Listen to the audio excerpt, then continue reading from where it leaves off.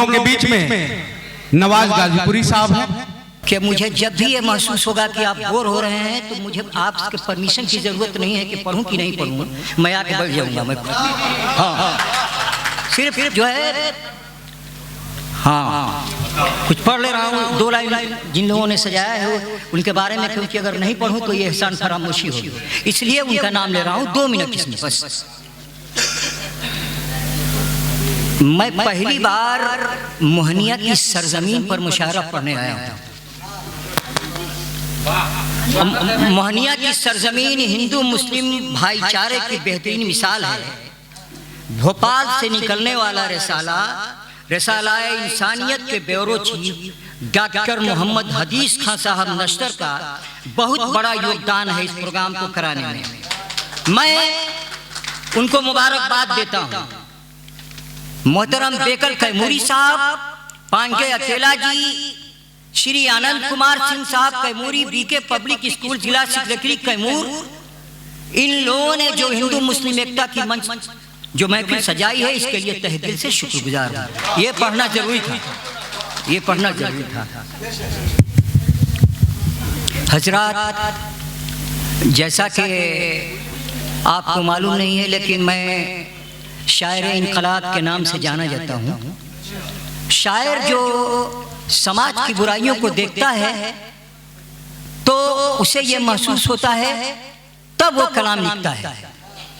और मैं पेश कर रहा हूँ, ज़्यादा तमहीद की जरूरत नहीं है।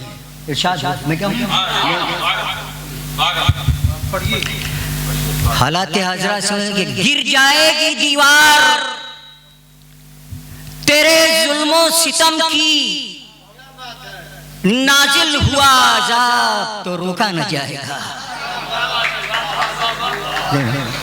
आप लोग अपने होने का सबूत दें, आप दाद दें, तब शायर जो है आगे बढ़ता है। गिर जाएगी दीवार तेरे जुल्मों सितम की, नाजिल हुआ अज़ाब तो रोका न जाएगा। और तू जुल्म की ताकत पे कभी नाज न करना, आएगा इनकलाब तो रोका न जाएगा। आएगा इनकलाब तो रोका न जाएगा। और आपने जो मुंसिफ की बात कही थी सर, मैं उससे बहुत ज्यादा ही हूँ। मैं मेरा भी मिजाज कि मुझको मुंसिफ के फैसले पे आज भी शक है। मुझको मुंसिफ के फैसले पे आज भी शक है।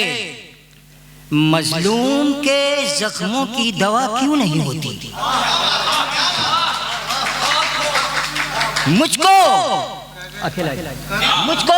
मुझको मुंसिफ के फैसले पे आज भी शक है। मजलूम के जख्मों की दवा क्यों नहीं होती?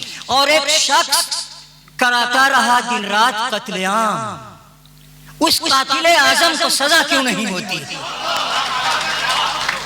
उस कातिले आजम को सजा क्यों नहीं होती? देखिए, मैं किसी पार्टी से बिलोंग नहीं करता हूँ, न मेरा मकसद है किसी पार्टी को तकलीफ पहुंचाना, लेकिन ये प्रजातंत्र है, मेरा हक है कि जो मैं देखूं उसको कलमबंद करूं। अखबार में जो पढ़ता हूँ, रेडियो में पढ़ता हूँ, वही चीज मैंने कलमबंद किया है। और मैं हर टॉपिक को छूने की मैंने कोशिश की है। और मैं मुलाहिजा करें कि छाई रहती है उदासी हमेशा आंगन में। छाई रहती है उदासी हमेशा आंगन में। सूना सूना सा वो मंजर नहीं अच्छा लगता। छाई रहती है उदासी हमेशा आंगन में। सूना सूना सा वो मंजर नहीं अच्छा लगता। और बेटियों से ही तो घर में बहार कायम है। जिसमें बेटी न हो वो घर नहीं अच्छा लगता। जिसमें बेटी न हो वो घर नहीं अच्छा लगता। और ये सुने, तो मैं ज्यादा वक्त नहीं लूंगा आपका कि अपनी औकात और अपना वजूद भूल गया। अपनी औकात और अपना वजूद भूल गया। वो एक जर्रा था गौहर बना दिया मैंने। आप इस शेर को जहां से भी उठाएं, जहां से भी मतलब ये करें तो आ जाएगा मजा। अपनी औकात और अपना वजूद भूल गया, वो एक जर्रा था गौहर बना दिया मैंने, और अब वही मुझको डुबोने की बात करता है जिसको कतरे से समंदर बना दिया मैंने, जिसको कतरे से समंदर बना दिया मैंने। और देखिए मैं कदाती पढ़ रहा हूँ और मैं जान रहा हूँ कि जिस वक्त आप बोर हो जाएंगे मैं जाके बैठ जाऊंगा कि मैं मदद मांगू किसी से कभी मुमकिन ही नहीं, हर मुसीबत को मैं तकदीर समझ लेता हूँ।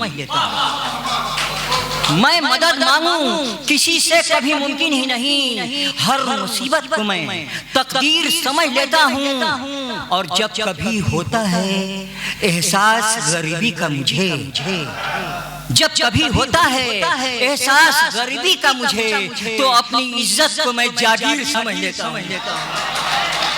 जब कभी होता है एहसास गरीबी का मुझे, तो अपनी इज्जत को मैं जागीर समझ लेता हूँ। अब नेताओं के बारे में सुनने चार मिसरे कि हमारे, ठीक है हम ही लोग में से तो कोई नेता होता है ना,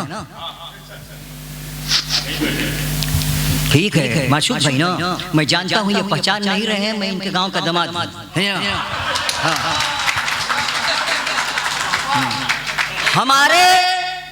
हमारे मुल्क का हर मसला आसान हो जाता, हमारे मुल्क का हर मसला आसान हो जाता, गरीबी मुफलिसी से दूर हर इंसान हो जाता, हमारे मुल्क का हर मसला आसान हो जाता, गरीबी मुफलिसी से दूर हर इंसान हो जाता। और अगर नेता हमारे इतना घोटाला नहीं करते तो फिर से सोने की चिड़िया ये हिंदुस्तान हो जाता, तो फिर से सोने की चिड़िया ये हिंदुस्तान हो जाता। और ये शेर के हर टॉपिक को छूने की कोशिश की है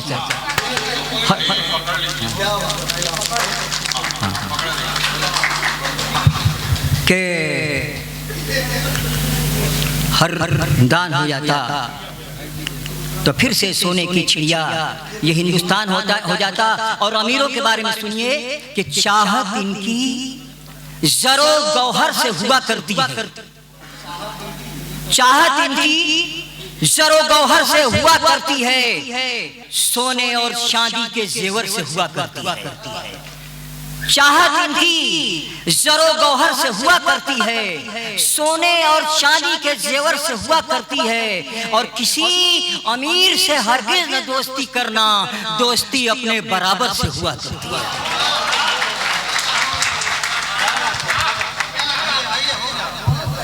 आपने 3 बार दोहराया कि जब तक से चलेगी इनसे लगेगा, लोग नहीं सुन रहे हैं, मैं चला जाऊं। मैं पढ़ूं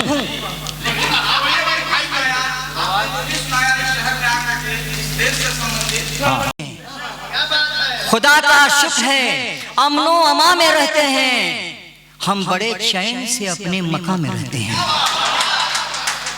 सरहद के उस पार मतलब मैंने उसकी मंजर कशी की है कि खुदा का शुक्र है अमनो अमा में रहते हैं, हम बड़े चैन से अपने मकाम में रहते हैं। और यहाँ बमों को धमाका कभी नहीं होता, यहाँ बमों का धमाका कभी नहीं होता। हम खुश नसीब हैं, हिंदुस्तान में रहते हैं।